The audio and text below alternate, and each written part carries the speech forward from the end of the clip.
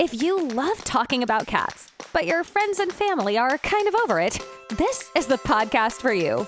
Join your hosts, Danielle Woolley and Elizabeth Gearhart on the Jersey PodCats, where everyday cat lovers share funny stories, challenging situations, and ask their questions about cats. All right, let's get right into this episode. Hi, everybody. Welcome to the Jersey PodCats. I am Danielle Woolley. And I'm Elizabeth Gearhart, and we are the Jersey PodCats. And we do have a special guest today. She's going to hang out for just a moment while Elizabeth and I do our usual. Go ahead, Elizabeth. I cut you off as always. Sorry. No, that's okay. So the first thing we normally do is a Max update. So for those of you who are just listening for the first time, I adopted a cat, started scratching himself. I counted up. I took him to the vet or called the vet for new medication 26 times over 8 months. And you can imagine it's expensive. Wow. But I know. Did not got to one point where we thought, is he going to make it? Solved his problem. Turned out his scratching, it was a combination. Right now, he's on a combination of a little bit of steroid, another anti-itch medicine, and Zyrtec. So Zyrtec was when he turned the corner. So started the podcast. Everybody loves their pets like they're their family, right? And I could not just say, oh, it's just a cat. Who cares? Had to find a solution. Found Danielle, lovely podcast partner, said, let's reach out to everybody. Ended up, I found the solution myself with the vet, but the podcast was born. Yeah. And through that, we've been able to connect lots of people, share lots of cat stories, talk about life, everything else in between, and have a lot of good laughs. So my face is red right now because before we started, we were just cracking our heads up. We're cracking up. I'm broken already.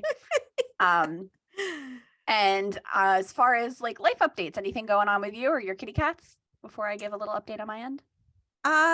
What have we done lately? Well, we went into the city to do the radio show. My husband and I do a radio show that's syndicated. We go into the iHeart studios and we had the most amazing people on. It's so much fun. Some people come by Zoom, some people come in person. And I just learned so much every single time. So cool. That was really fun. Mother's Day was nice. I got gifts from my kids. I got flowers from Richard. We cooked a special meal. We ate at home because the restaurants are always way too crowded. But yeah. And you know what's funny is I was just thinking as you were talking, I was like, we talk about food a lot, but we like food. I love to talk. My mother and I used to always talk about food and always look at recipes. I have a bunch of recipes in her handwriting. She's passed on, but a whole bunch of recipes in her handwriting that it's really nice to have those. It's a little piece of her. Cause we did always cook and talk about food. And yeah. And you know what, Renata, you'll appreciate this because it's a mutual friend of ours, me and Katie. We always joke that we're always talking about food, like during food, like any meeting, she'll bring up food. She just loves food too. So shout out to Katie. So I really am excited to talk to Renata. So I'll keep my update short. And as soon as I say that, you already know I'm going to say long story medium because there's no such thing as long story short with me. But I was featured in a magazine, which I was excited about. A really awesome woman reached out to me and said that she was looking to connect with other women in business and like mentorship type roles to kind of see what their goals were, what stuff they're working on, sharing all of that with the world. And it's called Grit and Goals magazine. If you're on YouTube, you can see it here. And I actually have to give them a shout out because when they sent me a picture of the magazine coming out, it has a segment. It's called Connecting Cat People. Well, an article, not a segment, that says Connecting Cat People, the Jersey PodCats, but they capitalize the C, which is backwards. So I don't know why I'm showing it up to the camera. But at first I was like, oh no, you did it wrong. And I was like, oh wait, I really like that. So I texted Elizabeth real quick and I was like, do you like this? And she's like, yeah, that's cool. Why didn't we think of that? So it's cool how this is all transforming. And this very well might be one of the last episodes where you see the logo that's behind Elizabeth right now too, because we actually have a new logo coming in the next day or two. So really excited about where this is going and the people we get to connect with and stories we get to hear. And I'm going on vacation next week, which I'm very excited about. So get ready to hear about that when I get back. Excellent. Yeah, I don't really have any other updates. My life was a little bit boring this past week. So which boring is good. And if you listen to last episode, I sounded awful. I've been sick for like 2 weeks and I'm finally feeling better. But I mean, you and I could talk about ourselves all the time for as much as we want. I'm really excited to get to talk with our special guest, Renata Rasp. Hello, Renata. Hi. And would you like to say hello? And well, you just said hello. Let's start over. Well, not start over because we're recording. What is wrong with me today? You're just being your usual funny self. We love it. So Renata, tell everybody, who you are, what you're up to, little intro of yourself. Sure. So my name's Renata. I am a serious mad cat lady, as my daughter calls me. Love it. Fiber artist. I'm a musician. I play the guitar, and I'm wearing my guitar earrings, Danielle. Do you remember these? Yep. Send them to me. Yep. And I am a grandmother to 6 with another one on the way. And I am a very busy granny. I have my little one that I babysit 5 days a week. So I'm around, the house a lot with the baby, with the kitties. We have a lot of cats.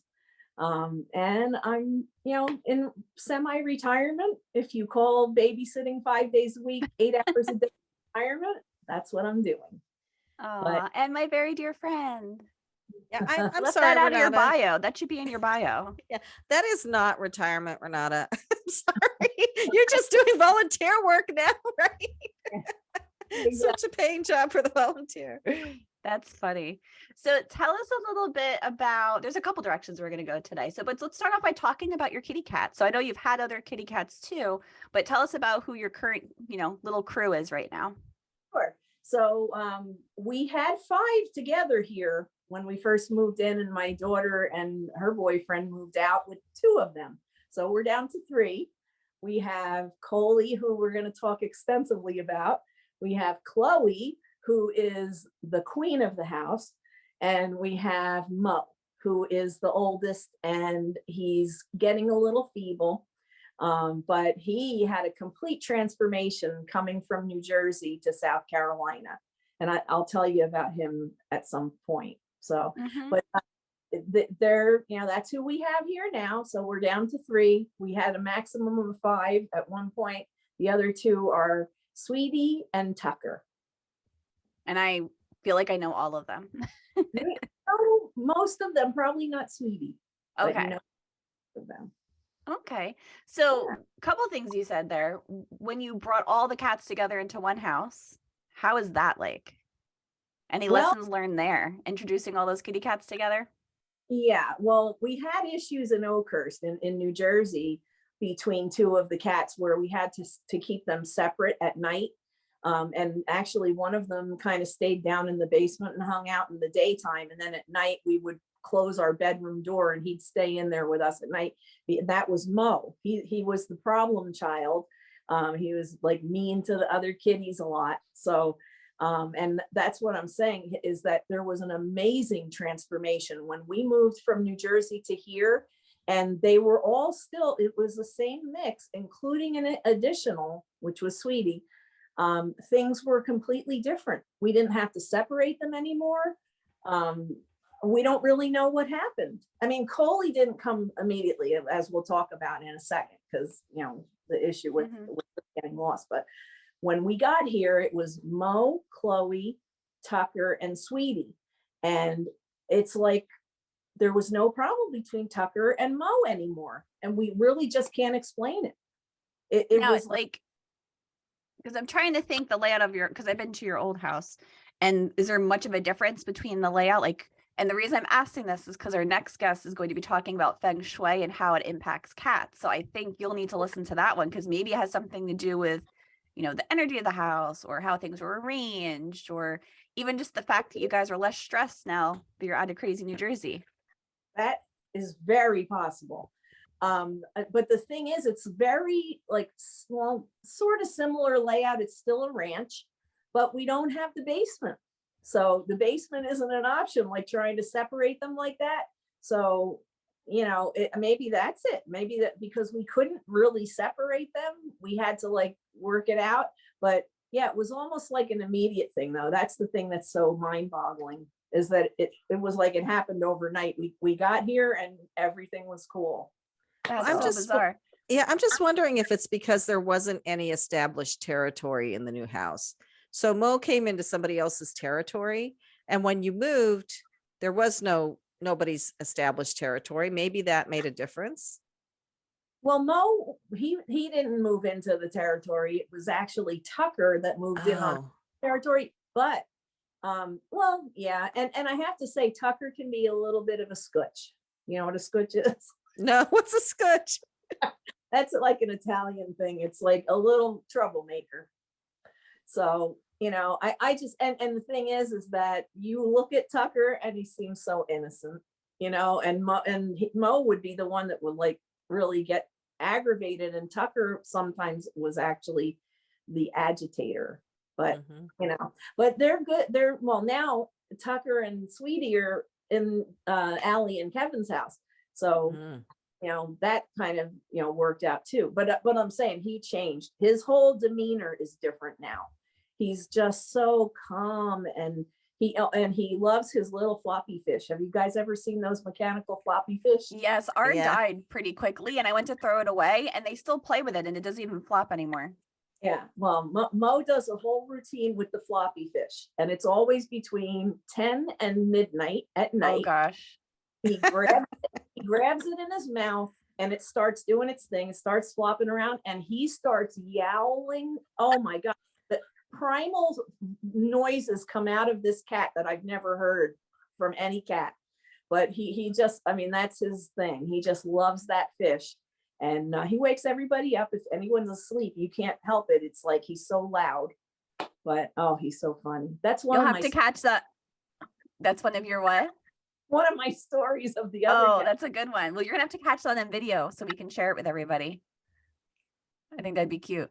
Now, Yeah, when we- you guys, Video of it somewhere.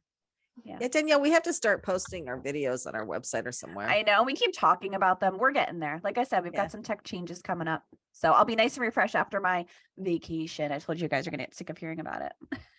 I've been I'm on one that's jealous. so long that we have 2 planned this summer. So I'm looking forward to it.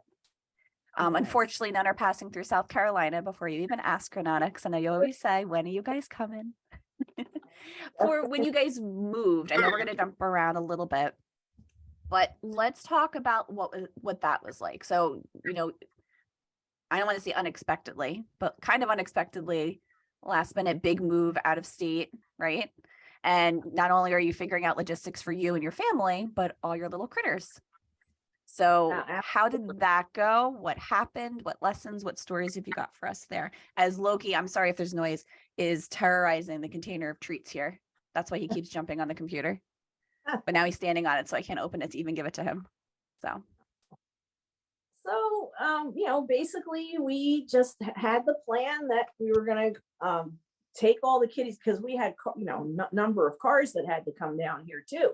So the plan was we were going to, you know, have them in their little, you know, the cages, little carriers, and 2 in one car and 2 in another car. And we, you know, we went through the move, you know, the actual moving day where the, you know, movers were in and out of the house, and we had everybody corralled in one room, you know, just when they got to the point where they were almost finished and we had to start like moving them out, we, you know, were able to get like 3 of them. And then we're like, where's Cole? And nobody knew where Cole was. So we're like, oh no, don't even tell me he got out and went like outside. Our immediate thought was that he went outside. Now, Coley is not an outdoor guy. He never tries to go outside. He never, you know, ever shows interest in going outside. You know, it's just the other ones are, you know, 2 of them were escape artists. So if any of them would have done that, I would have I expected have one of those. either Loki. Tucker or Mo would have been the 2 I would have bet on for trying to make the escape. So, you know, we don't know what, you know, we don't know what happened. We don't know whether the mover opened the door to the room or whatever, but we're like, where's Cole? And we looked, you know, everywhere. We're like in every little nook and cranny. And we go up in the attic because the attic had the, you know, we have a walk-up attic, like a regular stairway up to the attic with a door, and it's like a large attic with eaves and all that. And, we go upstairs and we can't see Coley upstairs. We're, looking in the eaves. He's not in any of the eaves. We're like, holy shit. Sorry. Oh, don't worry. We'll block it out. And Loki did not make that noise that I just made. He just jumped. So, we're just completely worried now that he got outside and he's not going to know what to do because he's not an outdoor kid. Yeah, and you guys have all of this timed and scheduled, and you have to move and leave Steve. Exactly. And that's the thing. We had a closing date that we had to make. I mean, there was no, changing the dates and not being at the meeting, the whole thing. So we didn't really have much of a choice, but, Allie and Kevin were there in Oakhurst when we left, and all of New Jersey was looking for this cat, it seemed. Exactly. All our neighbors were looking. I got to give a shout out to my friend Denise and my friend Barry. Both of them were so instrumental in trying to find poor Coley. And Allie and Kevin would come every day for days. I mean, he was missing for a week or two. And for days they were, every day they go and, bring food to the house and hoping that he would come back to the house and, just all these different types of things. And then finally, Denise and Barry had gotten one of those, is it called a Have a Heart trap? Mm-hmm. So they had a couple of them. They set a couple out in the neighborhood thinking that they could lure him, into the trap. And, we had, of course, posters up. We, had it all over social media, on Facebook, on Ocean Cares, our, town page for Facebook. And so many people were looking for him. I mean, it was just. And isn't it incredible how community comes together for stuff like that? And you would think that since there's so many things being posted every single day that people eventually are just like, the cat will come back. But I was surprised to see that so many people, I mean, I would have been the one too if I was in the area, but so many people were out saying, no, I'm going to help find this cat. Yeah. And it was just an amazing effort. And I mean, it was so heartbreaking to me because this cat, out of all my cats, Coley is the one that Chloe loves Brian. She hates me. Chloe's the queen bee and B is standing for. I had a feeling that's where you were going with that. So did you find her? Or how did you find her then? How did I find Coley? Yeah. Did somebody help you? Oh, well, yeah. Yeah. So what happened was Denise, who works for, oh my goodness, I can't remember the rescue, but she helps with cat rescue. And she got one of the traps and put it up in our attic, thinking that maybe he was hiding up there. So, and we had gone up there so many times looking for him and put food out and had a cat box out there. We never saw droppings in the cat box. And so she brought that trap up there. And there you go. He in a day, he was in there. So he was in the house the entire time. He was in the house the entire time. I have a cat vanishing in the house story too. I'll make it quick. But we got Lily and we didn't know she had just been spayed. Like they said, oh, we just spayed her. No, she had just been spayed when we got her. So she was really out of it on drugs. Brought her home. She was home for a day. And we let her just go wherever she wanted in the house. And she disappeared. Oh, and wow. Richard had the garage door open. I was freaked out. I'm like, oh no, do you think she could have gotten out through the garage? He's like, no, I never saw her. Anyway, long story short, we have a master bathroom. We have a tub. And behind the tub, we have these kind of cream colored curtains, exactly the color of Lily. And so I finally, after days of a day or two of searching, I went up and in the crack where the curtains come together, I saw this little green glitter. It was her And she's eye. like, what are you guys yelling about? And I brought her out with food, but they can disappear. It's so bizarre. I have a disappearing in the house story too. I didn't even realize it. I might have told it before, maybe not. But when Thor's hair was really bad and I had to get him buzzed, he came back looking like an alien, completely different animal. And Tony was terrified, crying, his tail bushed out, and he just vanished. So we finally coached him out because we saw that he was like, I think in the room or something. And then later we're like, where is he? Like, we haven't seen him in a couple hours. That's weird because he always wants to play. So if he doesn't come crying and asking to play every hour, something's wrong. We searched the entire house. I think he was on a meeting, and I'm like yelling. I'm like, I don't care what you're doing right now. The cat is missing. Help me. You must have let him out. Of course, I blame him. Cat was behind the TV the entire time. He's behind the TV, not responding at all because he was terrified of what Thor looked like. Oh, That's then- hilarious. So then you find Coley. You're in South Carolina. How does he get back home to you? well, Allie. Because he's in New Jersey. Yes. So Allie and Kevin are in New Jersey still. So Allie and Kevin brought him back. So he actually, in between, he stayed with our other daughter, Jen. So Jen, she lives by herself, and she took him in until Allie and Kevin were ready to come. So it was maybe about like 6 or 7 more days where he was there with Jen. And then when it was time for Kevin and Allie to come down, they brought him. So Wow. Did you Yeah. ever figure out where in the attic he could have been hiding? all we can think of is there's one part of the eave in the front corner of the house that the insulation had like fallen down, and we think he might have been hiding in between the insulation. It's just insane because literally 5 different people went up there like looking through everything for him. So it's just insane. But we were so lucky and so great. I'm so grateful, like I said, to Denise and to Barry, because they were like very instrumental in him being found. Wow. What a crazy story. Yeah. And when we got him back, he had lost some weight. He was Obviously, from not eating for a week. he was a little dehydrated. Not super dehydrated because by the time he came home, but from the pictures that I saw and when they Facebook lived me, or not Facebook Live, what do you call FaceTime? FaceTime. Yeah. You could see that he was, pretty thin and dehydrated, but he's no worse for the wear now. Yeah. He's doing great. That's good. Good. Yeah. So I'm sure your Brian doesn't appreciate you calling his cat a bee, but do you have any stories about any other kitty cats you want to share? Well, sure. Well, like I said, Mo with the fish, they all love their toys, but Mo is like, obsessed by the fish. Chloe has this toy where it's got it's a fishing rod kind of thing, and it has a feather at the end. That thing drives her insane. So she's crazy with that.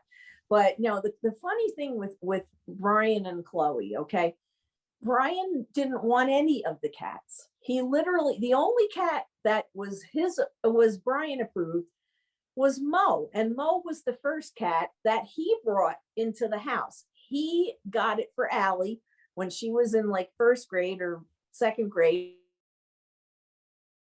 And I didn't even know he was doing it. It was like a surprise to all of us. He got Mo at a farm, and he was like a barn cat. He was, kind of not, I don't know whether you'd call him feral or not, but he was on the farm and he lived in the barn. But anyway. So I would like to speak to that briefly. So I notice a lot of people interchangeably use feral and stray. Stray is more so an appropriate term if they're friendly and can be socialized and they are acknowledging of humans. Feral is more so like they look right through you, completely terrified, can't be an indoor cat, more along those lines. Yeah, he was probably more of just, not really a stray. I mean, they're on a farm, so they just had cats outside. Yeah, barn cat. Yeah. So anyway, Mo was the one he brought in, but all the other ones, either me or Allison brought in, and he never really wanted any other cats. Well, it turns out the baby, Chloe, the bee, okay, she's the one he wanted the least. And I mean, we already had the, 3 cats, and this was going to be number 4. He was not happy. So anyway. I'm smirking because that sounds like my house with my Brian. And she was a teeny little thing. I think she was taken away from her mommy too soon. So we had to bottle feed her. And she used to go down in my shirt and like claw me, But I mean, I bottle feed her. And I mean, I'm the one that took most care of her when she was really tiny, but she hates me now. I don't know what it is. She loves Brian. She absolutely adores him. And it's just crazy because, like I said, she was the one he wanted the least. But going back to what Elizabeth said before about cats being family, I'm picturing it's kind of like family. Like you have certain family members, you're just like, I know we're related, but like, get away from me. Absolutely. But yeah, she's funny. She does not really like any girls. She doesn't like any women. She loves men. Any man. Anybody comes into this house to do work, she's the figure 8s around the legs. Sidling up next to them. Only men. That's too much. That's Cats too are much. so funny. My husband says, he says, you know what? I'll reach down and I'll pet Coochie, for instance. And then I'll look away and I'll come back to pet him again. And he looks terrified and takes off. Like I'm going to kill him. That sounds about right. What fun personalities do they have? I know. And how do they choose who to like or not like? And yeah, it's crazy. Yeah. Well, thank you for sharing so many cool stories about your cats. I know you also, I would love for you to share with everybody like a little bit more. What is fiber art exactly? Like, I know what it is because I have some cool pieces of yours, and I am highly anticipating the next piece that you're going to be doing for me.